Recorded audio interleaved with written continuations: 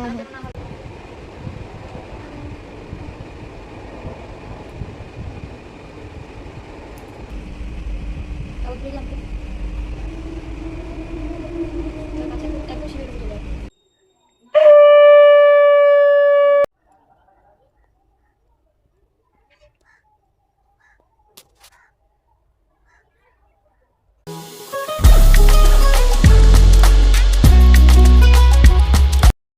Hello বন্ধুরা, welcome back to my channel. তোমরা সবাই কেমন আছো? আশা করছি সবাই খুব ভালো আছো। আজ প্রথমেই জানাই শ্রাবণ মাসের প্রথম সোমবারের অনেক অনেক শুভেচ্ছা। বাবা তোমাদের সকলের মনস্কামনা পূরণ করুন। আগেই বলে দিই, আজ ভুলভাবে ভিডিওটা শ্যুট হয়ে গেছে। পরে গিয়ে আমি দেখতে পাই, কিন্তু কিছু করার ছিল না, পরে রিশ্যুট করার অপশন ছিল না আমার কাছে। আজ একটা অন্যরকম আলাদা ভিডিও নিয়ে আসলাম, যেটা আমার জন্য একদমই অন্যরকম, কারণ আমি সচরাচর এসব কিছু শেয়ার করি না। কারণ আমি মনে করি এগুলো খুবই ব্যক্তিগত, যার যার নিজস্ব একটা শান্তির জিনিস। তো সকাল সকাল ঘরের সমস্ত বাসি কাজ ছেড়ে স্নান করে মাথা বসে ফ্রেশ হয়ে ভালো করে পরিষ্কার হয়ে শুদ্ধ হয়ে তারপরে পুজো দিতে বসলাম। আর আমাদের বাড়িতে দুটো শিব আছে, হ্যাঁ দুটো শিব। তো একটা শিব আগের থেকে ছিল, আর আরেকটা শিব এসেছে ঠিক আজকে থেকে 2 বছর আগে। তোমাদের দাদাভাই গেছিলো তারকেশ্বরে, তখন নিয়ে এসেছিলো আমার জন্য। তো তখন ওই শিবটাকে প্রতিষ্ঠা করেছিলাম। এখন আমার দুটো শিব, তাই দুটো শিবকে আগে স্নান টান করিয়ে নিলাম ভালো করে, গঙ্গা জল দিয়ে পরিষ্কার করে শুদ্ধ করে। তারপরে এখন ফুল নিয়ে বসেছি। আর ভাই রে ভাই, কালকে যা গলা কাটার দাম নিয়েছে ফুলওয়ালা, আমি তো পুরোই বোকা বনে গেছি। দুটো আকন্দ ফুলের মালা দেখাচ্ছি তোমাদের। এই যে দুটো আকন্দ ফুলের মালা নিয়েছে 30 টাকা 60 টাকা করে। দুটো আমার শুধু আকন্দ ফুলের মালা গেছে, তার মধ্যে প্লাস ফুল। আমি যে কি বোকামি করলাম, আমি যে আগেতে সকালেই যদি কাল সকালে কিনে রাখতাম ভালো হতো। কিন্তু আবার ভাবলাম যে মন কতত করে লাভ নেই, যে কারণ তিনি আমাদের সারা জনম দেখছে, আর তার জন্য তো একটুখানি করা ঠিক আছে, বেশ। তাই চলো আগে প্রথম আকন্দ ফুলের মালাটা আমার তারকনাথকে দিই। এই তারকনাথটাও নিয়ে এসেছিলো বড়মশাই তারকেশ্বর থেকেই, ওনাকে আগে দিলাম। তারপরে আমার শিবকে সাজালাম। আর আমার শিবের পেছনে আরও একটা গল্প আছে। হ্যাঁ, আমার এই নিয়ে এটা আমার 3 নম্বর শিব। আমি বিয়ের পর থেকেই শিব আনতে চেয়েছিলাম, কিন্তু হয়ে উঠছিল না, কিছু না কিছু বাধা পড়ছিল। তো প্রথম শিব এনেছিলাম আমি যখন দেওয়া ঘুরতে গেছিলাম বিয়ের পর, ওখান থেকে সাদা শ্বেত পাথরের শিবলিঙ্গ নিয়ে এসেছিলাম। তো ওটা আনার পর খুব মন খারাপ হয়েছিল, কারণ সবাই বলছিল যে সাদা রঙের শিব রাখতে নেই, সাদা শিবের অনেক অনেক ঝামেলা থাকে, অনেক একটা ব্যাপার থাকে। তাই মন খারাপ হয়েছিল খুব আমার। তাই ওটাকে রাগ করে আমি আলমারিতে রেখে দিয়েছিলাম পুরো 1 বছর। তারপরে ভাবলাম যে থাক, যাকে নিয়ে এসেছি তাকে কষ্ট দেবো কেন। তার বড়মশাইকে বললাম তুমি যে একটু গাছতলায় রেখে দিয়ে আসো। তার বড়মশাই একদিন গিয়ে ওটাকে বটতলা গাছের নিচে রেখে দিয়ে এসছে। তারপরেও আরেকটা শিবলিঙ্গ আনা হয়েছিল, কিন্তু তার তো একটু সমস্যা দেখা দিয়েছিল, তাই ওটাকেও আর রাখা হলো না। তারপরে আমি আর এই বিষয়ে কোনো কথা হয়নি, কারণ আমার খুব মন খারাপ হচ্ছিলো, খুব মন ভেঙে গেছিলো। আমি ভাবছিলাম হয়তো উনি হয়তো আমার কাছে আসতে চাইছেন না, এর জন্য আমি আর এই বিষয়ে কোনো আর কিছু করিনি।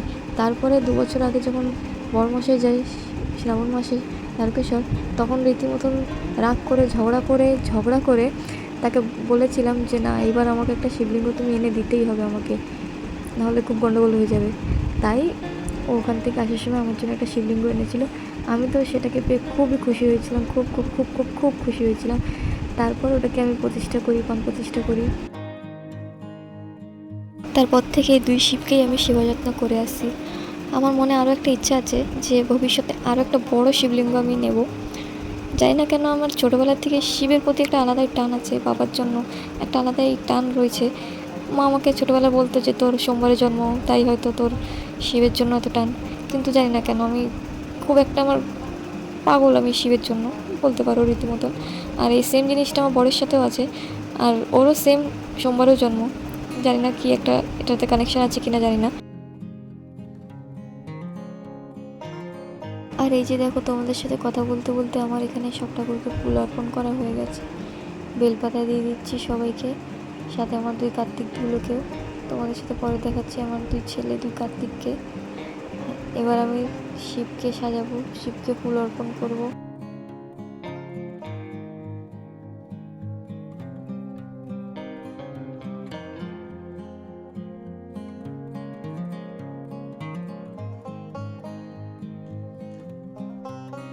তো তো আমার তো ফুল অর্পণ করা, ফুল দিয়ে সাজানো সব কিছু কমপ্লিট সমস্ত। এবার আমি খেতে দেবো। এই যে পাথরের থালা আর গ্লাস, বাটি আর গ্লাস, এটাও তারকেশ্বর দিয়ে নিয়ে এসেছিলো বর, একসাথে নিয়ে এসেছিলো শিবলিঙ্গ আর খাবার গ্লাস আর বাটিটা। আজকে লাড্ডু দিয়েছি বাবাকে, আর আমি হাতের কাছে এটাই পেয়েছি, সামর্থ্য আমার এটাই হয়েছে এবার। আর ভগবান তো বলে তোমরা তোমার সামর্থ্য মতন যা পারবা, যতটা পারবা ততটাই দিয়ে সেবা করবা। তো ওই যে বাবাকে এখন গঙ্গা জল অর্পণ করছি, বাবাকে নিজের মনের মনস্কামনা জানাচ্ছি আর সাথে জল অর্পণ করছি। এটা আমার কাছে খুব শান্তির একটা জিনিস। আমি প্রত্যেক দিন বাবার মাথায় জল ঢালি, জানি না কেন আত্মায় আমার খুব শান্তি লাগে যখন আমি বাবার মাথায় জল দিই। খুব ভাল লাগে, মনটা খুব শান্ত হয়ে যায় মনটা খুব।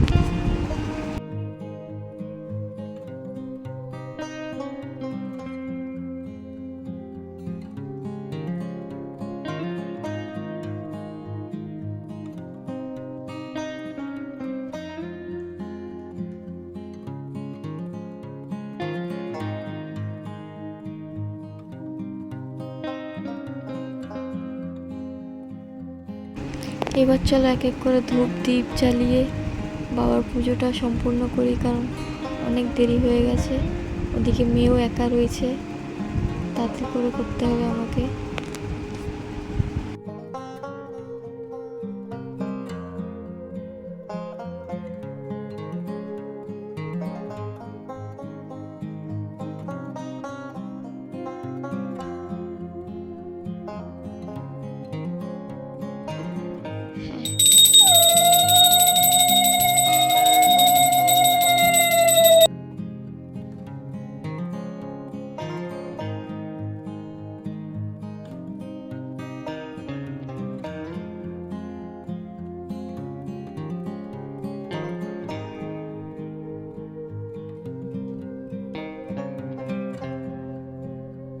এবার তোমাদের বলি আমার এই শাকের কথা।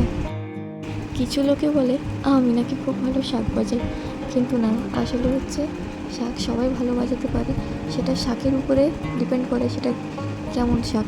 আর এই শাকটা আমি এনেছিলাম ওই দীঘার থেকেই মাত্র 100 টাকা দিয়ে। হ্যাঁ,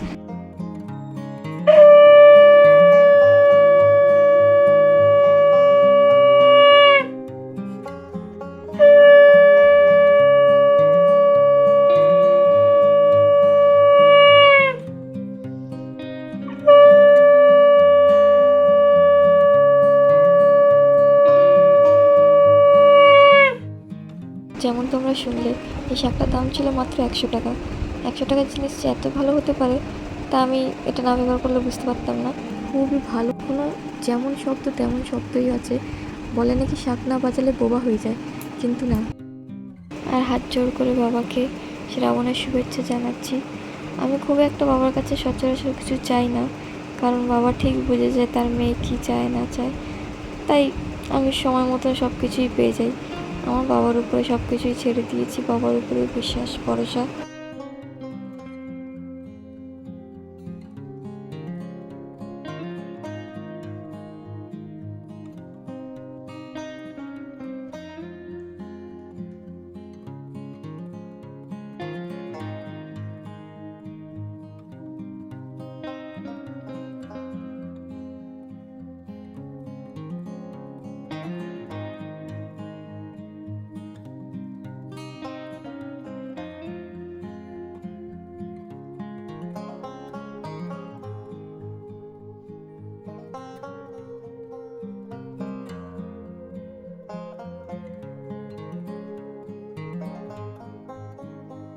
তো আজ ভিডিওটা এই অবধি রাখলাম। তোমাদের যদি এই ভিডিওটা ভালো লেগে থাকে তাহলে একটা লাইক, শেয়ার আর কমেন্ট করে দিও। আর চ্যানেলটাকে প্লিজ একটু সাবস্ক্রাইব করে দিও, প্লিজ প্লিজ। আর দেখা হচ্ছে নেক্সট কোনো ভিডিওতে। ততক্ষণের জন্য টাটা। সবাই সবার খেয়াল রাখবে।